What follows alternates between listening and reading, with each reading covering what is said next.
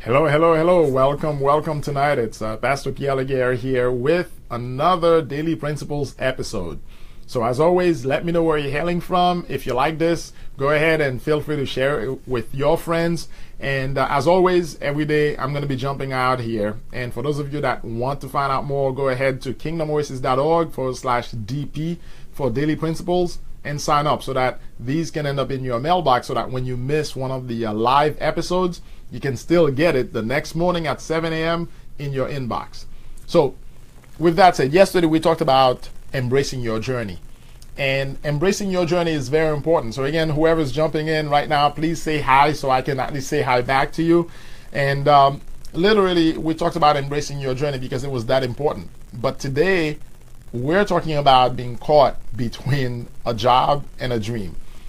And the reason for that is because there are a lot of people on that journey. Many of us who no longer want to exchange our time for money, who would rather have money working for us, we want to find out how exactly we can go from exchanging time for money to money working for us, to money producing even more money. So I've got some key things to share with you tonight, and really it's still about that journey. This week, I'm talking to you about your journey. And understand that many people have actually made that transition. Some have made the transition from a dream, right, from that job that they had to working on their dream by basically understanding that they had certain things to do. You see, one of the key things that must happen, you must write down the vision. That's number one. And if you don't write down the vision, then eventually you're going to lose sight. You're going to lose focus of where it is exactly that you're going, and you're going to miss out on what's important to you. Understand, if you've got a dream, of course, that dream must be converted into some kind of business. Because you see, if you don't want to be working for money, a business is the first place where you're going to have to start converting that W-2 into your own W-9, and you can really start having 1099s coming to you from people that you're working with from other businesses, as opposed to still holding a job where you are limited to a W-2. Now, understand that when it comes to a W-2, first things first, the government takes their money, and eventually you get to choose to pay more taxes, or at least if you were somebody that gave during that year in terms of tithes, offerings, and everything like that, or charity basically, you can now at least get some of that back from the government. But if you have a business, on the other hand, you get paid first. Your expenses get paid first, and then the government gets paid. So the reason I'm sharing that with you is because a lot of people that actually have the dream to go from their job to their business, they don't have a written plan. And for me, I can tell you the funny thing about it is I've got to have my own written plan. I've got to write down my plan and move forward with it, right? You have to write down your plan and move forward with it. If that's your passion, then you're going to have to sit down and write the plan. You see, I once read that book, Caught Between a Dream and a Job. And what was good about it was it challenged me to really look at what is the current situation, where exactly am I going, and what is it going to take to go from here to there. One key author I would definitely recommend that you read, his book is on my shelf back there, is by Robert Kiyosaki. And basically the book is called Before You Quit Your Job.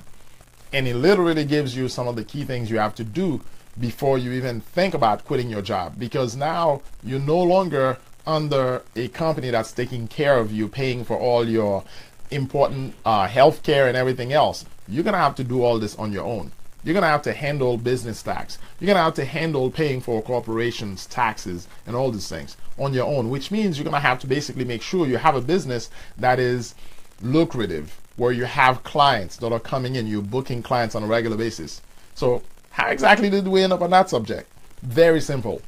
To go from a job to a dream job, you're going to have to make certain changes. To become that person that's more of an entrepreneur on their job, meaning you act like an entrepreneur because you're acting in line with what the job needs, what the company needs, you also have to make some change in your mindset.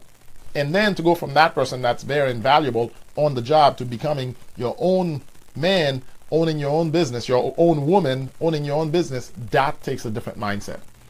And guess what? It's going to be one of consistent action, being accountable to that plan, having big dreams, big goals, and not stopping.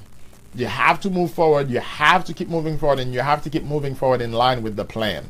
And then when you hit an impasse, you have to walk back, sit back, and think, and then go to the advisors. So you need advisors. You need people that you're accountable to that have already done it, people that have already crossed over, people that have actually done it successfully. So what that means is you need to find a mentor. If you really want to do it, where you're going to transition from one place, from that job to that dream job or dream enterprise, that business you want to build, then you're going to have to really decide, who are my mentors? Who else is doing this? Who else can I run with? How you doing there, Todd? It's great to see you online tonight. So you're going to have to really start writing the plan. It talks about a business plan, but even before you write a business plan, you must think about it this way. What is the plan for my life? What is the vision for my life?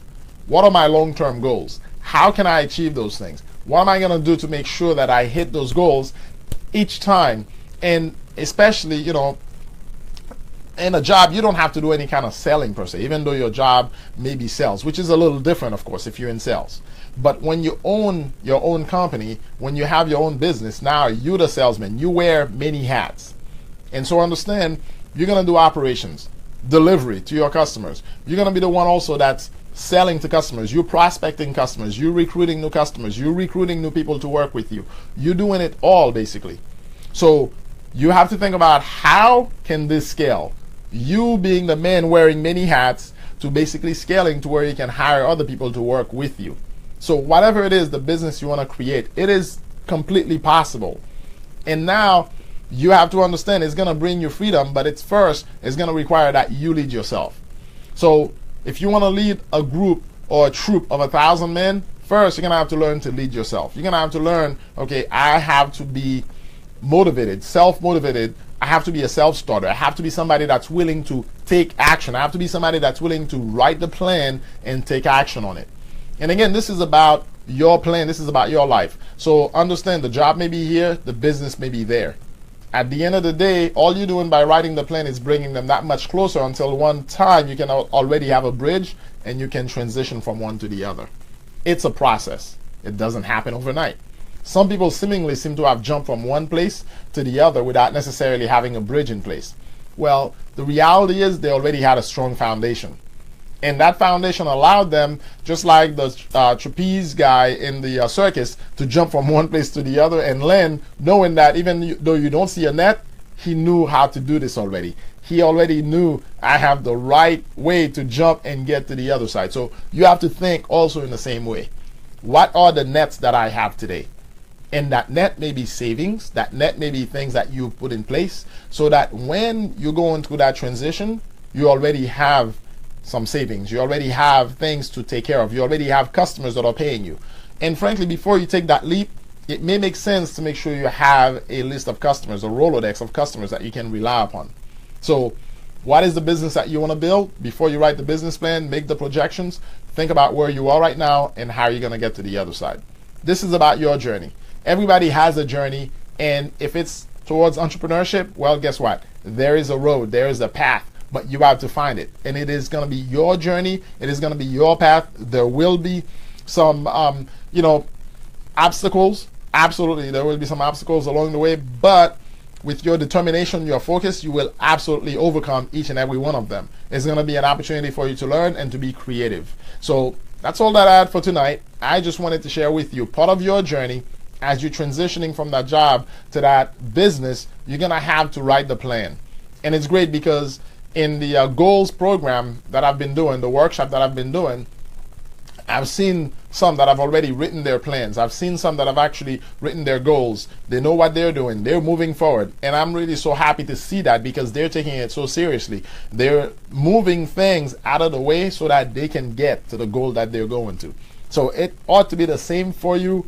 And for me, I'm here. Entrepreneurship has always been my passion. Marketing has always been my passion. The ministry, that's my passion. But everything requires what? That you lead. Everything requires that you be in a position where you're leading yourself, and then you can lead others. So thank you for tuning in tonight. If you're watching the replay, please feel free to share it.